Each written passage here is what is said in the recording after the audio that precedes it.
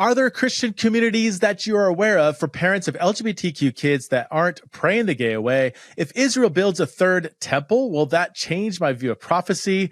Is it okay for Christians to save for retirement? How is hell different than a parent allowing their toddler to run into a busy street simply because he didn't believe or understand the danger at stake? Are there any words in the Bible which can be considered swearing or cussing? And is there a middle ground for our kids where they aren't too sheltered from the outside world, but also not given social media? These questions and so many more I'm going to address in this bonus Q&A episode at Theology in the Raw.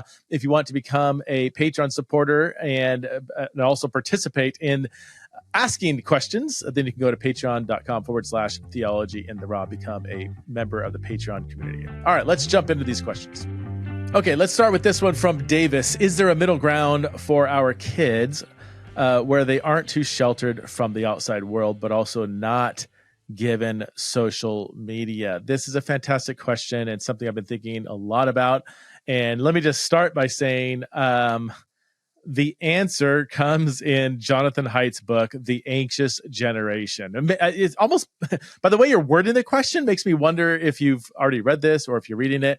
I told my kids, none of whom have their own kids. I'm not a grandparent yet. I have one. My oldest is married, no kids yet. I've told my kids, you're not allowed to have kids unless you read this book by Jonathan Haidt. It is that good. So let me just kind of give a running start into to my response. What Haidt argues and what I think is absolutely correct is that we have sheltered our kids from the real world and we haven't sheltered them from the online world, and that this is completely backwards, that we should let them have more freedoms and experiences, even adverse experiences in the real world, to take physical risks, to have to solve conflict without parents always jumping in, to walk to the store when they're 12 years old, unaccompanied by an adult, and so on and so forth. Like, we should actually give them more freedom in exploring the real world, while we should, quote unquote, shelter them or protect them from the online world. People my age, I'm 48, we often, chuckle at the freedoms we had as kids. I used to, when I was, how old was I? I was in 5th grade, and almost every day during the summer, my best friend, Andrew Aller, shout out to Andrew. I don't know if you're out there. I don't know if you're still alive, but Andrew Aller is my best friend in 5th grade. And we used to walk, I think 2 to 3 miles. Felt that maybe it was like a mile, by ourselves to the store. We'd always, would scrounge up enough change to go buy a Gatorade and an Abba Zaba bar. Do you remember Abba Zaba? Do those things even exist? What are they, by the way? Maybe I should have been sheltered from eating Abba Zabas. And if we got enough money, we would buy not just a 12-ounce or a 16-ounce Gatorade, but my goodness, we'd buy a 32-ounce Gatorade. And we would actually purposely not drink any fluids that whole entire morning, so that we would be like deathly thirsty, walk into the store, and oh man, throw down the change, buy that hopefully 32-ounce Gatorade, sit under a tree and just chug it. And it was one of my greatest memories growing up. It was so fun. We would ride our bikes all around the neighborhood. We would walk down to the 7-Eleven, even farther from the store we used to get our Gatorade at, and so on and so forth, right? We had lots of freedom and stuff, and we got hurt. One time I did some crazy, I'm not recommending this. I rode under a pull-up bar, and we were riding our bikes, and we would grab onto the pull-up bar as we would watch our bikes fly out into the middle of the field, and we would see how far we can let our bikes go. One day I did that, and my hand slipped off, and I fell down and knocked myself out and woke up in the hospital. It was fine. It was okay. Got some bruises. Anyway, yeah, maybe that's a bad example. But we have, over the last, 20, 30 years, we have nerfed up our life for our kids, and we have made them very scared of life. They have not built up resilience. They have not learned to navigate the real world. And then when we send them out into the real world, they oftentimes can't really cope with the real world, cope with adversity, or when they get into an argument with somebody or have to face a bully or something, because parents are always jumping in and protecting our kids from all these things. Like we're withholding from our kids the very real life experiences that made us who we are. Anyway, I cannot more highly recommend the book. So there are certain things in the real world that we have learned that, these are good things that that are actually producing more safety in a good way, like bike helmets. Going back to my illustration, maybe I should have been wearing a bike helmet, wouldn't have been knocked out. Bike helmets are a good thing. We've seen that statistically. Seat belts are a good thing. We've seen that statistically. But there are a lot of other things that we have padded our world with that are actually keeping our kids from experiencing adverse hurdles and circumstances that actually build healthy resilience. What is that book by Talib? Is it Nassim Talib? Is that his name? I'm blanking on the name. I'll try to think of it as I'm talking here. It's not Anti-Fragile. A lot of this stuff is built on that book, Anti-Fragile. I think it's a 10 or 20-year-old book. It's not the easiest read, but the concepts in there are really, really helpful. Now we have this online world. Okay. So we give our kids a phone at 13, give them access to more information and stimulation that a human was ever designed to try to navigate at 13, 14, 15-year-old. And that online world has been proven to be way, way, way, way, way more dangerous than the real world. I just do want to add a caveat. There are people growing up in quote unquote the real world that is actually dangerous. There are some parts of the country, the world, certain cities, certain parts of certain cities that, maybe having your 12-year-old go walk to the store would not be advantageous. But for the most part, we are instilling in them, I think, unnecessary fear of the world out there when we should be letting them experience things as they grow up. But the online world is very, very dangerous. I mean, I can go down the list of social media bullying, envy, pornography, consumerism, or just that, that need to get more clicks and likes and friends and clicks and likes and friends, which has been proven to foster an extremely unhealthy means of seeking a dopamine rush. And they end up being addicted and unhappy and anxious and depressed. And I would even add struggling with suicidality more than any other younger generation has ever struggled with these things. So, So all that to say, let me go back to your question and see if I can actually give an answer now. Is there a middle ground for our kids where they aren't too sheltered from the outside world, but also not given social media? I would just not, let's just skip the middle ground thing here and say, in general, yes, I think we overly shelter them from the outside world when we should be letting them experience life as they grow up in the real world. And we should, I think, protect them from given just unchecked access to, social media and even the online world. I like to think my wife and I, we have depending on the issue, people could say we're too strict and other people could say we're too lenient on certain things. We're very lenient on some things. We're strict on other things. When it comes to discipling our kids and like dating choices, we have been accused of being a bit too strict. When it comes to, I don't know, what other areas, my kids probably don't want me talking about them too much, but we're more lenient on other areas. We're typically fairly lenient on things that involve physical risks, as long as they're not just stupid. Like, for instance, my 15-year-old son rides his dirt bike to school every day on a canal, and he goes through a field, and I'm not even sure if it's legal or not, so don't turn me in. But some people, and he has to cross a busy street, and I think that's actually. He wears a helmet, all right. He wears a helmet, but I think things like that, like we're pretty lenient on. Most parents I know would say, "Wait, you're letting your kid on their dirt bike, 15 on a canal?" And like, yeah, he's a good rider. you should check out his YouTube channel. It's pretty cool. He videos himself going to school and doing things, and sometimes he does things on his way to school. I'm like, hey, yeah, you shouldn't be riding wheelies maybe on the dirt on the canal. So yeah, all that to say, I think we should, in a healthy way. Okay, I'm not saying give him a gun and walk around the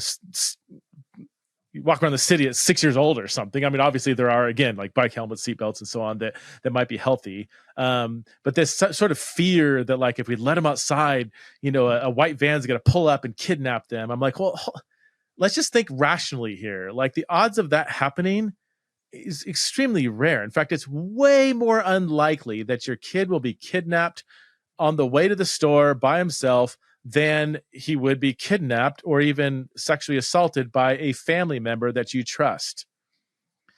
I'm sorry to take a quick turn there, but I mean, if you just go statistically, like, I do think we have a lot of unsubstantiated fears of what's going to happen if we send our kids out there. So, yeah, all that to say, you got to read Jonathan Haidt's book, Ancient Generation, and at least it'll give you some food for thought, even if you don't agree with everything he says there. I agree with almost everything he says in that book. So, what are some notable differences between how Christianity is practiced in the United States versus Europe or other areas where Christianity is not outlawed? Okay, so you're not talking about like certain countries where Christianity is illegal or outlawed or heavily persecuted, but other countries where it is allowed.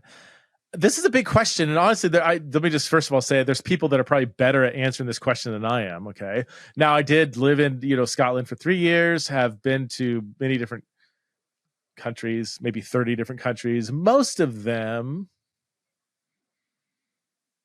almost all of them, would be countries where Christianity was pretty widely accepted, even if Christianity was a small population. So I guess I have some experience. My best experience would be comparing it with maybe Europe. So I would say in general, now again, this is just a 30,000 foot general anecdotal observation in my experience. I would say Christianity, for instance, in the UK is much less consumeristic, because there's not as many, evangelical churches to choose from. In fact, at one point in Scotland, there was a small handful of Bible-believing, gospel-preaching evangelical churches in the entire country. Now there's quite a bit more. Yeah, it just kind of takes away that, well, if I don't like this sermon, I'll just go down the street and find another Bible-believing church that has a slightly better sermon, or this guitar is a little too loud, I'm going to go over here. Like, you just don't have those options, so it just produces less consumerism. Also, the culture, at least in my experience, is far less consumeristic, and culture often bleeds into the church. It always does. So I'm sure the UK has its own cultural problems that bleed into the church, and my brothers and sisters out in the UK can let us know what those issues are. But just consumerism is just not nearly as widespread. Like, I remember, like when I was studying at Aberdeen University, you had these like world-renowned professors that didn't even like own cars. Like most families there own, at least were in my experience, like they have like one car. And I would see like these world-renowned professors like Francis Watson, like riding his bike, to school in the rain. It's like, well, why is he doing that? Well, that's just, part of it might be environmental issues, might be exercise, or it might be like, I just don't have a car. And if they do have a car, it's typically not like a flashy car. It's just like something that works, and people, clothing, it's just, you never saw like just exuberant, like displays of wealth. As much as you see in the United States. So just consumerism is just not as widespread as is in America. Churches are less personality driven. Not that doesn't occur, but the idea of being like a super charismatic person with like $1,000 sneakers, and you can like gain a big following because you're a big charismatic leader. Like, that happens, but it's not to the same extent as it does in America. It's less, the church is, I would say, less tribalistic with other churches as in America. Again, like in Aberdeen, where I was at, you had, a pretty small handful of Bible-believing, gospel-centered churches of various denominations, and they were all like friends, and they never like competed for sheep for people. Like there was just there was just such an excitement, like, oh, you're a gospel-believing church too? That's awesome. We're on the same team. And I think that's true in other parts of maybe America. And I've seen this where there's a lot fewer churches, maybe a lot of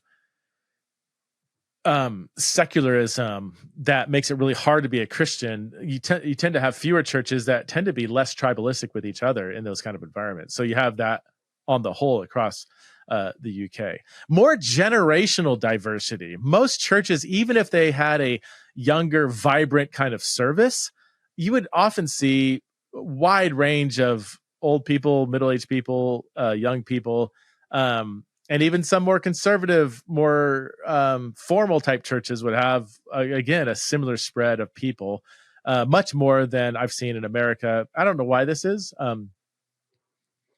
Maybe it has to do with just fewer churches. I don't know. But it's not uncommon for churches in America to have, if it's a young pastor, 28-year-old pastor, church planner, you're going to have a lot of kind of just younger people around that same age. In the UK, it just seemed like generational diversity was more the norm than something that churches were striving to, pursue. And lastly, the thing that stands out a lot is, again, this is a very general observation. I would say that churches in the UK, at least in my experience, were more thoughtful. Pastors and leaders and even congregants tended to be much more educated. And maybe right now I'm comparing it to like Idaho, where I live, compared to Aberdeen, where I was at. Aberdeen is a college town. I felt like it was almost more normal for people and not just pastors, but people to have a PhD. Like I remember being at a church and every other person I talked to was either studying for a PhD, had a PhD. It just wasn't a big deal. It's like, that was kind of like, yeah, of course. Well, why don't you have a PhD? Whereas like, at least in Idaho where I'm at, like I would say the majority of churches I know, I'm just off the top of my head, thinking of like 30, 40 different churches. It's extremely rare for a pastor to even have like a master's degree. Some pastors would have like a undergrad Bible college degree or maybe a year of Bible college, and a decent number don't have any kind of theological education. And I'm not. Well, yeah, I prefer my pastor to be educated, by preference. But yeah, I like it's for a pastor to be also looked upon as not just a spiritual leader or a good preacher, but an actual intellectual leader in the community. Like that was much more the norm than I found in my experience in the United States. Now, again, some parts of the United States, it's different. You go to like New York City or places where just the cultural speaking academia is kind of in the air, then you typically have more academically wired pastors. So yeah, that's I didn't even plan on giving that long of a response, but yeah, I would love to hear almost feedback maybe through Patreon from some of you that might have experienced kind of different theological cultures, if you find this to be your experience as well. All right, next question. Ben wants to know that, you're struggling with Jesus's words about no marriage in the resurrection versus the creation narrative. Okay, so Matthew 22, Luke 20? There's no marriage in the resurrection, but marriage is built into the creation narrative prior to the fall, right? It's a Genesis 2 thing, not a Genesis 3 thing.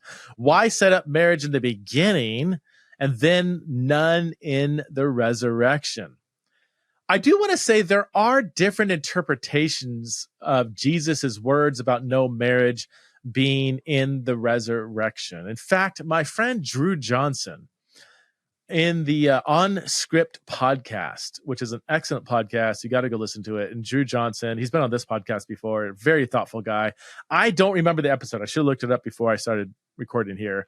But I think it was maybe a year or 2 years ago. Maybe you just Google Drew Johnson, No Marriage in the Resurrection. He had an interesting take, and I can't remember what his arguments were, where he said Jesus is not, I believe, or at least, he was kind of offering this as a potential way to read the passage, where Jesus was not saying there will be no marriages in the new creation. But I'll leave that for you to go and investigate. I think we should look at the differences between there's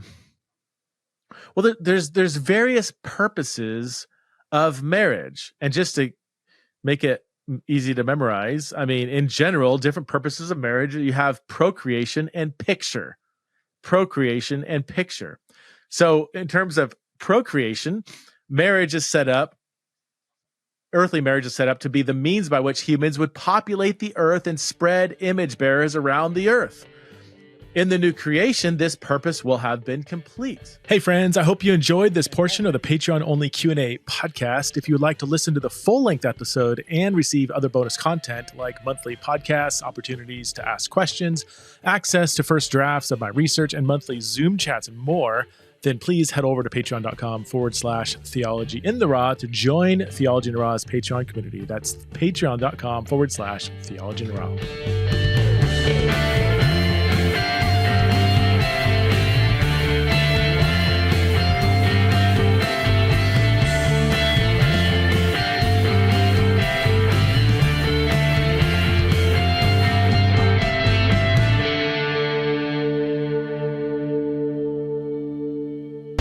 This show is part of the Converge Podcast Network.